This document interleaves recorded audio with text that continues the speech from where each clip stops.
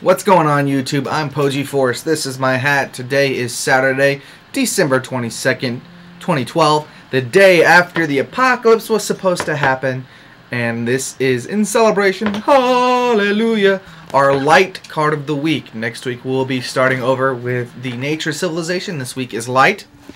So, our card of the week this week is Halon, Paragon of Light. 5 mana Enforcer Evolution, 8,000 power Double Breaker. No effect, but really what makes him so useful is everything that works with him. As an Enforcer, he has a lot of evolution bait, stuff that he can evolve from that's really cheap. 8,000 power makes him one of the biggest evolutions in the game. Being an evolution, it also means he gets to come in swinging the turn he comes into play. 5 mana isn't too expensive. Double Breaker is always good. He has probably some of the best evolution bait in the game because he has these two. This is Chasm Entangler and Magris the Magnetizer. Each is 1 mana, each serves a different purpose. Chasm Entangler is a 1 mana 2,000 power blocker with Skirmisher, and Magris the Magnetizer is 500 power, no effects, he's just a really fast, cheap attacker. Both of these guys at 1 mana each. You can play both at a set of 3 each, giving you 6 1-drops that Halon can evolve off of. Or if you're playing a defensive deck, you can play Chasm Entangler. An offensive deck, play Magris. Or, again, play both. These two guys are great bait for Halon and make him really viable in this format. I've played him personally, and even though he's not in any of my current builds, I did really enjoy this card. Really big creature.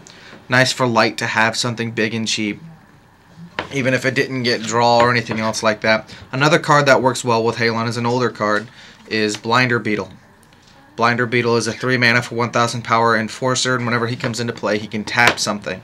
So he can give you an opening previous turn, or if you have 8 mana the same turn, in order to for Halon to attack through, or for one of your other creatures to attack through. He's just a decent card, and as Enforcer, he's great evolution bait for Halon. And last card that we're going to show here is Shock Sentinel. 3 mana, Storm Patrol, 2,500 power. Good power for his cost.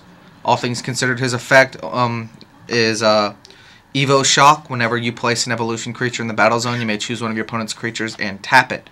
He's great in evolution builds, especially with Halon, since it's light. It reduces the number of civilizations you have to run, so you can run light water, light dark, light water dark, whatever you want to do.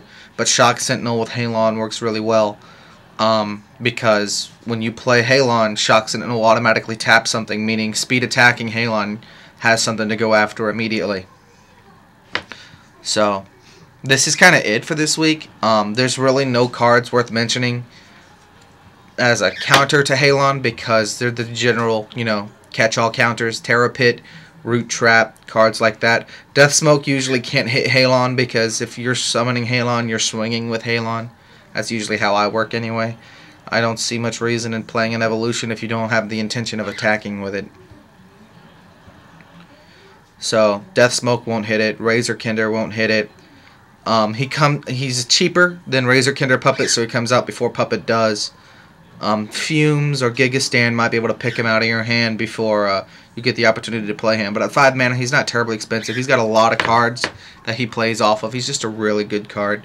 He may not be all that powerful on his own, but in a nice, fast, aggressive deck, or even a control deck, just to be an 8,000 power beat stick with so much affordable, easy-to-use Evo bait, makes him really good. So, next week, we'll be covering the nature civilization. We'll be starting the cycle all over again, so that's fun. Other news, today was, again, Saturday, so we went and had our little impromptu Kaijudo League at Atlantis Comics in Portsmouth. Didn't get as many people this time, but we had fun. Amber, my sister, went. Nick was there. There were some little kids there who... I had the Kaijudo Rise of the Duel Masters DVD with me. So we watched some of the TV show, and they were really excited for the show, and might even start playing the game. So hey, Wizards, their target audience, if they can see the show, they might actually be interested. Big surprise. How many times have I told them that you put the show where people can see it, and things will happen. So yeah, just reiterating what I said in a previous video. The hub is, I understand it's Wizard's channel, but you know, if you put the Kaijudo TV show on a channel that more kids are likely to see, you're going to get more exposure. You're going to get more people interested in the card game. Just to put a plug out there, Ultra Reality Games, I'll be putting a link in the description, has some really fantastic box prices. They're not paying me to say this. I'm saying this because it's true, and I want you guys to invest in this game. It's a fun game. I'd like to see more people playing it, have more deck varieties, more, you know, interesting outlooks on how the game should be played. Instead of, I mean, Christian and the gang are cool and all, but you can only play the same person so many times. So, Ultra Reality Games, amazing box prices. By far the cheapest box prices I've ever seen. Decent shipping. So yeah, really good stuff at ultrarealitygames.com. I'll be putting the link in the description. My white shirt for light today. If I had a yellow shirt, I would have worn that instead. But yellow dress shirts apparently aren't that common. And this one's also a little too small, so I can't button up probably. But, you know, today was our light card of the week. Our card is Halon Paragon of Light. He's an uncommon, I forgot to mention, from Evo Fury, so he's not too hard to get a hold of. Nick opened his box today. I recorded that. I'll be uploading that. He pulled about 3 or 4 of these. He pulled about almost 2 sets of Hydra Medusa. So that's really cool. Good. He had a great box. You should watch that video. He had a great box. So, this is our card of the week this week. Halon, Paragon of Light. I hope you enjoyed. Like, favorite, subscribe. I will see you guys later.